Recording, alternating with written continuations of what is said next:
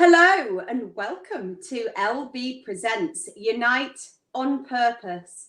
And if you've been watching, I've been interviewing a fantastic business owner every single day for the last few weeks. And why Unite on Purpose? Well, we are here to be able to unite purpose-driven businesses around the world to join a movement all around unity. It's our belief that everybody should be seen and heard no matter where you live or the demographic that you live in. And what if we could create the face of modern business and the face of the modern world? And so in my interviews every single day, I've been interviewing a different business all around. What is their purpose? How do they unite on purpose? And today I have the wonderful Sam Smith. And it's the lady, Sam Smith, and she is from the financial services, and she is well known in the industry. And when I say well known, if you look her up, you will find her, and she is all about driving ambition and growth into large businesses and helping them get funding. So I've had the pleasure of having Sam in my business school and actually having Sam as a good friend of mine for a few years now. And I was desperate to bring her onto my interview because she is an inspiration to many women around the world. And also working in a financial sector like she is, I really wanted to share her story. So thanks, Sam, so much for coming on today. Thanks for having me. Thank you. And Sam, I'm going to kick off and say, can you share your story? How did you get into what is predominantly has been in the past quite a male-orientated industry, and you have been leading the way in this industry now for some time? So how did you get into it in the first place?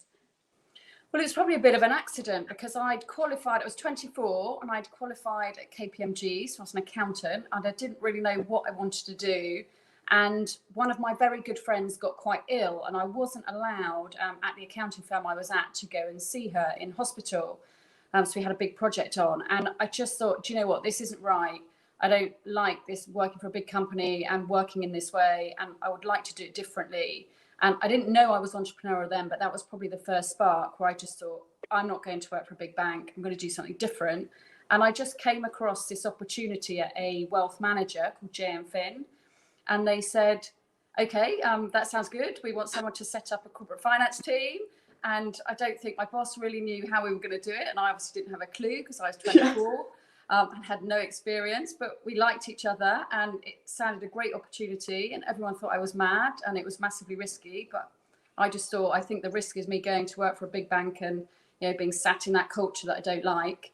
And that's how it all kicked off. And for 10 years of that journey, we were raising money for companies and working out how to list a company on different exchanges, how to do the all the paperwork, how to raise the money. And in the early days, I was pretty much doing everything from making the tea to raising the money to writing the document to doing the structuring. And it was just a fantastic learning curve about how the corporate world works and how you deal with clients and how you can raise money in a different way. So that's how it came about. So there's so much there to ask you, and I've got to think how to fit all this into 30 minutes. So I'm going to kick off first with, you are 24 years of age, right? And look, I know because I left school at a young age and I stood in a factory in Korea at the age of 22, and I was manufacturing shoes. And I know what it was like to be in an environment, standing in that factory, it was all men. And I look into the fashion, into the finance industry, and that is one tough world that I look into, particularly in the particular sector that you moved into at the age of 24. So what was it like for those 10 years actually going into that sector, being driven in that way, predominantly being, I would imagine, one of the only women in that space at the time, or few women in that space? Could you talk to me about that and what that was like for 10 years in that environment? Well, I didn't think it was unusual because I've always worked very predominantly with men. So when I joined KPMG as an accountant, I was the only female in that property and construction division. Didn't seem odd to me at all. So when I went to JM Fin to set up this corporate finance structure, when it was still very male dominated, it still didn't feel very strange. And to be honest, all the way through, we did our buyout from JM Fin 11 years ago now. So we were still very, I was the only CEO then that was female of a broking bank, effectively. And again, it didn't seem very odd. So I think for me, because I've always been in it and it's always been predominantly men, I've never seen it as an odd thing. I've just seen it as everything's a bit difficult. Doing what you need to do, doing something new is a struggle. And I just ignored it, basically. It's never been a thing, and I've never thought it's a thing. And so when you decided to open up the doors of your own business, because then you moved into opening the doors, and can you talk to me about your journey of the business that then you moved into and how you've transitioned over to where you are today? Yeah. So in the 10 years I was at JM Fin, we got to year 7 and we were just head down, taking on more clients, doing a really good job. But we never marketed, we never did anything other than win clients by word of mouth. And then at 7 years in, we said, how do we really scale this business? And effectively, we were recycling all of our profits into growing that division. And we got to the point where we said the next big investment is becoming what's known as a nominated advisor, which meant we could advise on all stock market listings on the AIM market. And that took hiring 4 people, investing quite a lot. It was going to take 18 months, big process. And we said, we really want to do it because we want to grow. But actually, this is a huge amount of money. This is all our bonus gone if we want to do this. And hang on a sec, why are we taking this risk when the company, that were our owners were going to get all the benefits? So that started a chat about, look, can we have some equity? They wouldn't give us any equity in their topco. So we then negotiated a buyout where we said, look, let's have 50-50 ownership. You can keep that 50% for all the work that you put in to date, and we'll take it forward from this stage and we'll give that 50% out to the team. So I basically on that, almost them saying, okay, that's what we'll do. There was nothing certain. I started recruiting people on that. We're going to do this buyout. It's going to be great. We're going to get some equity, not actually knowing that it was going to take 3 years to do that. And what that meant is we recruited some amazingly entrepreneurial people because they got what that meant, to have equity in something that was going to start up. So 3 years later, when we finally got in the position of, right, we've got our 50% ownership, we split it amongst the team. That was finally 1st of August 2007, which was 2 weeks before Northern Rock collapsed. So we went into this amazing, we all wrote checks. So all the team had to put their own money in, as well as our parent company, and we created FinCap. And we were so excited. It was really great fun. But 2 weeks later, it was, I was 33 at the time, so I still didn't really know what I was doing at all. And, making it up as I went along. And then this happened. And for a minute, I was like, what have we done? We've just put all this money in and we've just bought out the company, basically. And we don't know if there's going to be a financial market left. But it was very interesting because that was the moment that I think if we weren't entrepreneurial and having owned it, we wouldn't have reacted the same. We went fully into how can we take advantage of this really bad scenario. We will actually go out and support all those small and medium-sized companies that are quoted. We will stick to our strategy. We will recruit brilliant people. Everyone else was exiting small cap companies. We decided to grow into it. And we recruited lots of people and we accelerated our business plan by about 5 years because of the financial crisis. So in a way, difficult times, they do bring out that entrepreneur in you and that team spirit. And because when we did the MBA, we wanted to do it in a really different way with a different culture, employee ownership was a big part. And that, I think, kept us going, that every single person was an owner. So every single member of staff wanted to go the extra mile. And I think that's what's meant we've been so successful since that buyout in 2007. So when I've been into FinCap and I've been in there and I've worked with you and I've worked alongside you and so forth in there, and I've sat in there and I've thought you have an ingredients in there that was really remarkable, and it wasn't on your balance sheet, and it wasn't you wouldn't have seen it in the numbers. It was actually your culture that blew me away. And when I walked in there, and I often said this to you, I think you remember, gosh, you have an amazing culture, you have an asset in your culture. And what you've done magically that I always felt was you brought an environment together that is known for being quite a hard environment, you know, and you brought this environment that actually was very entrepreneurial, that everybody worked together, that was a huge camaraderie that was inside the business.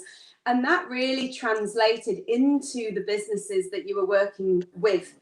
So could you talk to me about that? How did you manage to make that happen inside the business and actually lead with that into the organizations that you were working with? Well, it was probably going on your course and sitting with you, to be honest, where we suddenly realized, okay, this culture thing, which I just presumed was it was just a given. That's what we've been doing for 10 years. That was our special sauce. And we've really used that to our benefit now going forward and majored on it. But the real thinking behind it when we did the buyout in 2007 was, how can we do things differently? And the way we did it differently was, look, the financial services industry is really not trusted. It's not got a huge amount of integrity. Everything's about the bottom line and just making as much bonus in that year as possible. And yet that doesn't really seem to be much about the companies that you're helping or jobs you're creating or environment that your staff are working with and how can we all benefit. So although we didn't think it was culture at the time, it was very much our USP is going to be, how can we help these companies better? How can we make these smaller, growing, fast-growing companies that are the future feel as important, get the best team, get the best service, raise all this money, be looked after?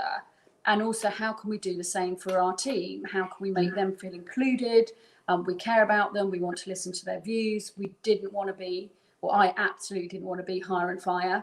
Because which is normal in the industry that you're in, I have to say. That's it's kind of quite aggressive, and it still is really. But 12 years ago it was even more so. Still very much male dominated, and it just creates a culture that is quite different that I didn't want to necessarily be part of. And what we realised over time is that we started to recruit different people. Different people want to be part of the firm. We attracted different clients who actually wanted to be part of something a bit different. And actually 8 years later, we suddenly did the stats and realized we were up to 40% women in the firm, which is so unusual for financial services. Unusual. But we hadn't done it because we said, okay, let's have a quota. Let's think about how we're going to do this. I know you wouldn't have done that. All we did was have a better culture. Treat people better, make them feel important, actually demonstrably care about them and give them some ownership and be part of a vision and really sell this vision that we want to be owning that growth space. We want to be going above and beyond. We want to help those ambitious companies grow. We want to be the entrepreneurs in the space. And that just seemed to attract a really diverse and interesting group of people. And so, Sam, I'm going to ask you my question, and I ask this to everyone that comes on the show. And so, for the second half, I'd like to know, what is it that you're known for, Sam, and how do you leave people feeling? So, delivering ambition is what we've always been known for. Ambition is our key, what we drive for in the business, what we put all our social responsibility efforts into. But we've recently, with your help on the L&D course, something that I've been very passionate about, it's all come together post-COVID, is now we're still delivering ambition, but we're doing it responsibly. So delivering ambition responsibly is what I'm known for and want to be known for. Do you know, I have to say, there are different people that come onto this program, and I always feel incredibly proud when I hear people own it and actually light up when they talk about what they are known for. And when you say it, I know you so well. And let me say to the viewers, Sam drives ambition and Ambition Nation into everything that she does. She is a true entrepreneur at heart. And what I recognized when I worked with you and was fortunate enough to work with you is the fact that exactly like I said, you don't only drive it externally into the marketplace, which is something that entrepreneurs do. You drive it internally into your team. You drive this ambition and you light up people by doing that.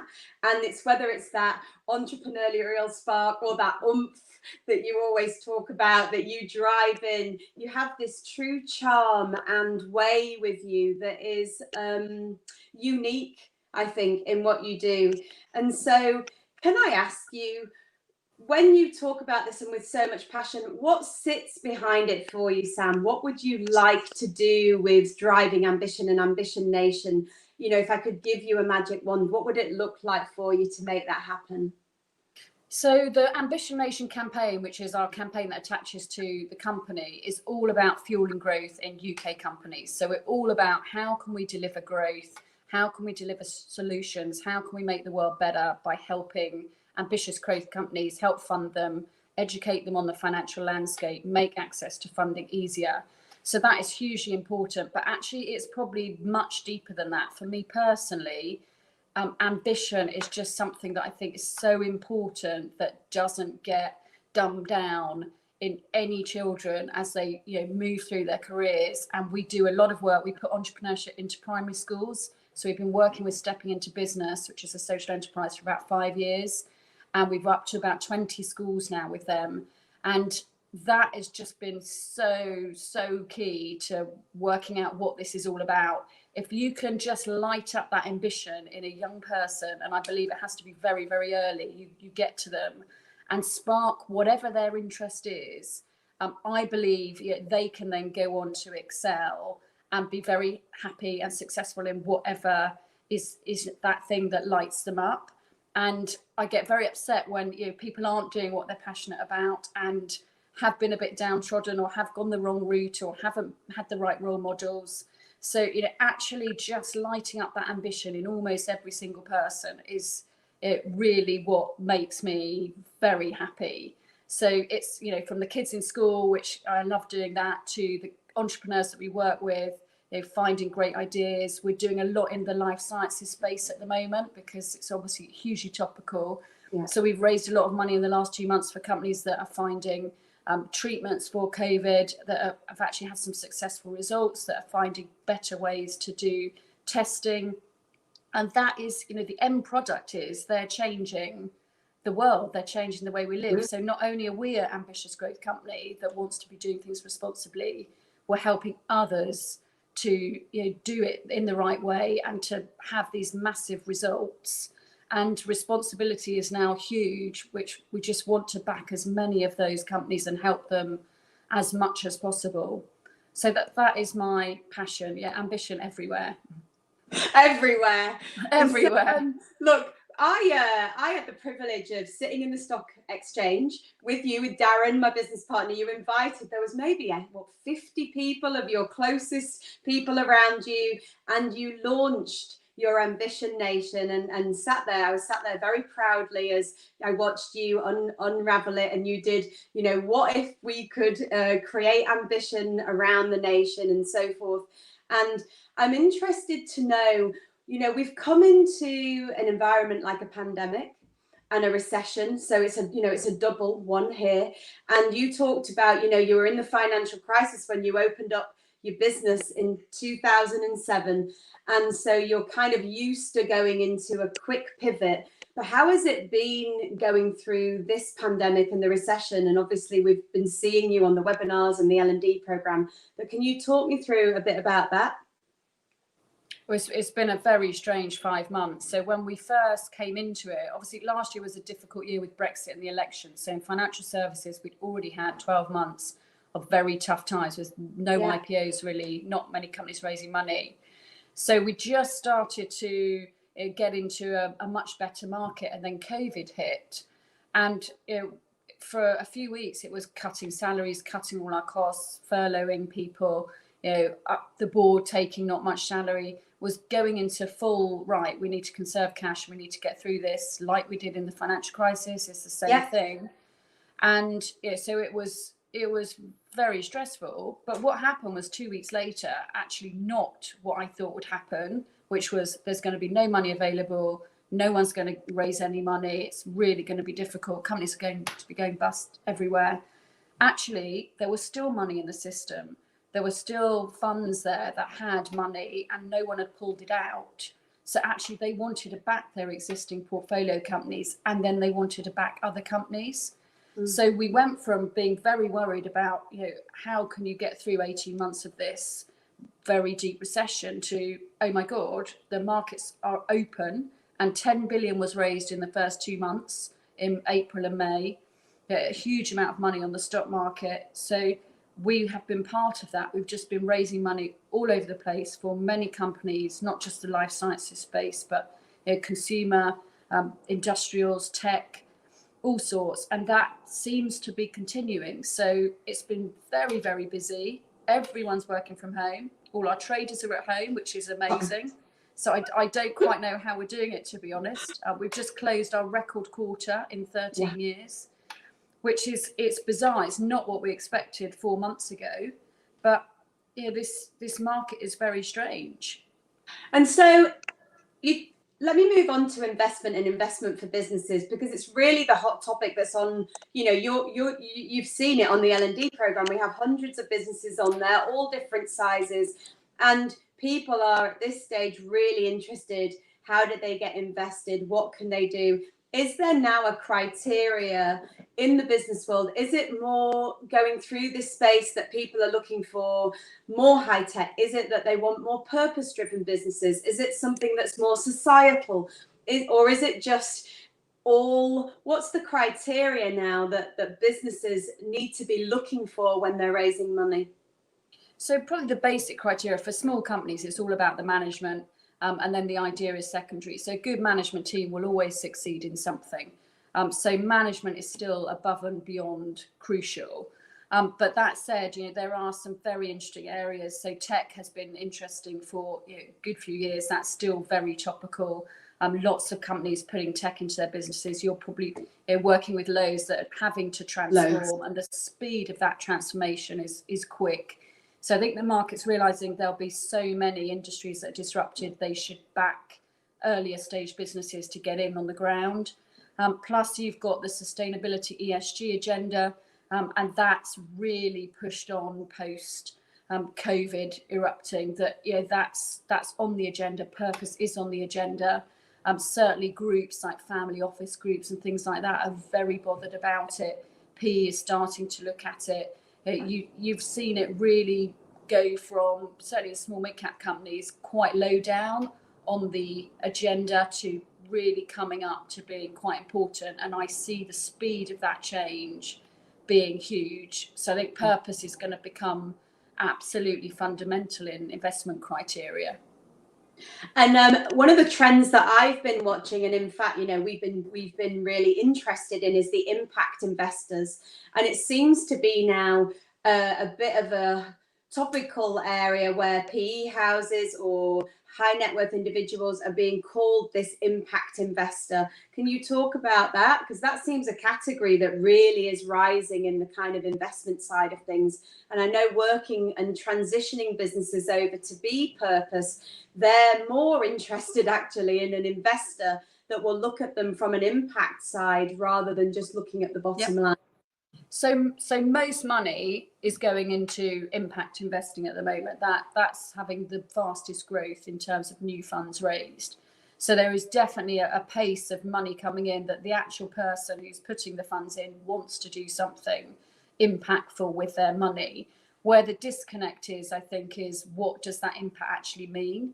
And what we haven't really had, certainly in public markets and privately, is some proper criteria about what does that mean. So you find that impact funds are investing into all sorts of things, which to me aren't saying real purpose. They're not real impact. They're sort of fudging it a bit. So I think people are starting to recognise, what does purpose mean? What is ESG? Does it just mean you're having a think about it? Or does it mean that you're actually fundamentally making a difference to something?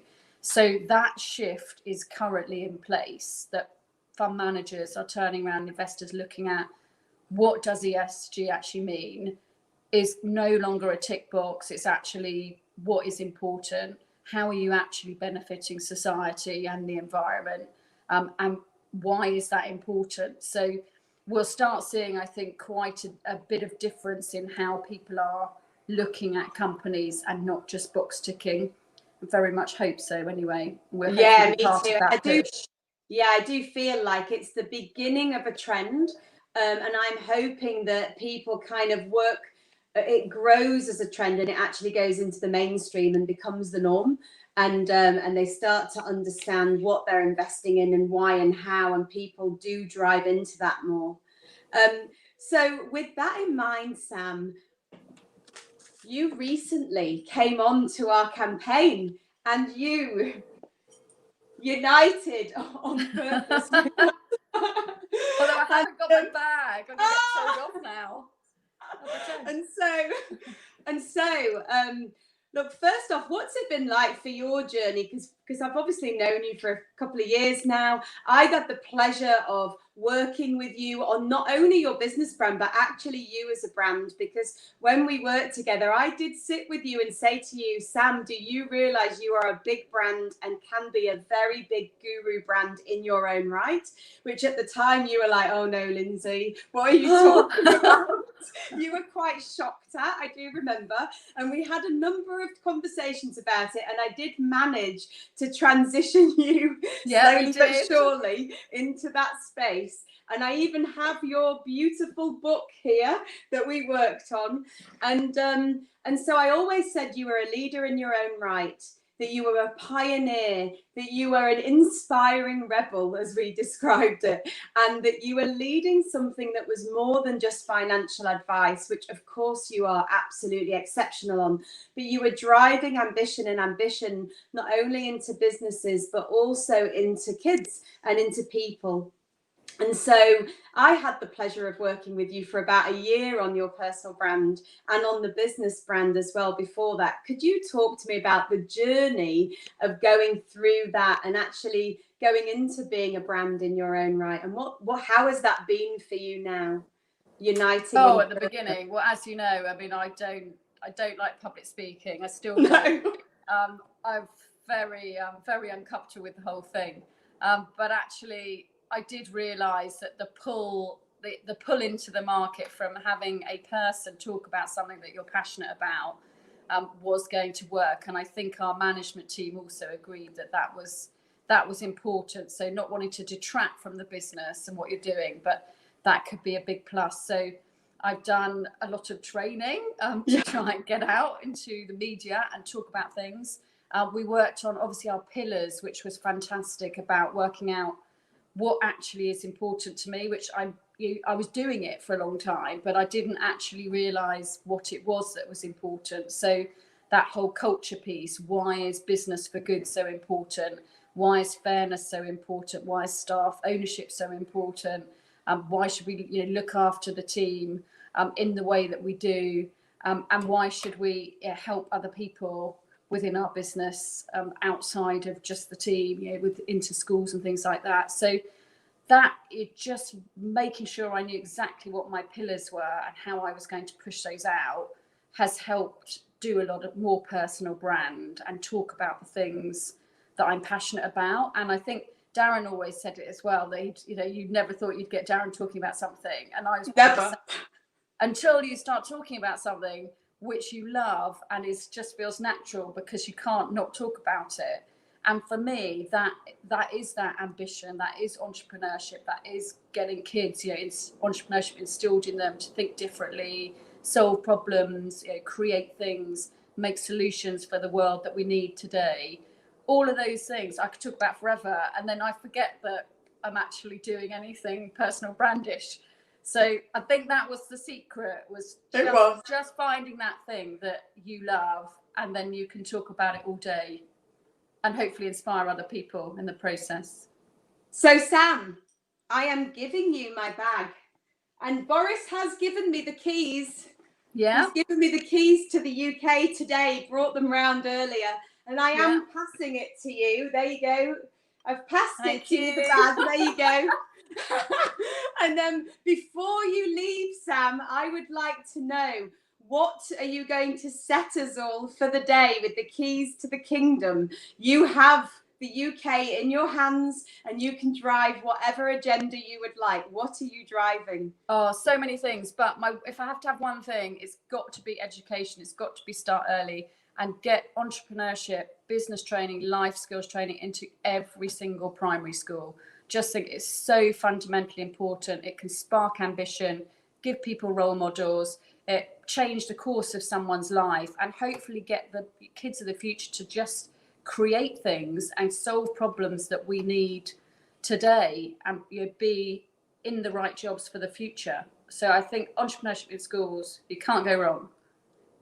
Thank you so much, and thanks, Sam, for coming on to LB Presents Unite on Purpose today. You are a true inspiration to many, and I really look forward to going on this journey with you in the future. Thank you so much. Thank you, Lindsay. And thank you, everyone, for tuning in today. That was the wonderful Sam Smith, the lady. And if you would like to know more about all these incredible business owners, entrepreneurs, and you would like to come and unite on purpose, then join the quiet revolution and build a brand to grow a business, to impact an industry and shift the world. And I will be spinning around on Bob Earth. So why not come and join us on bobearth.com, and you also can meet all these incredible people that I am interviewing every single day, and come and join the revolution, because we would love to have you. I'll be here the same time tomorrow, 5 o'clock. See you then.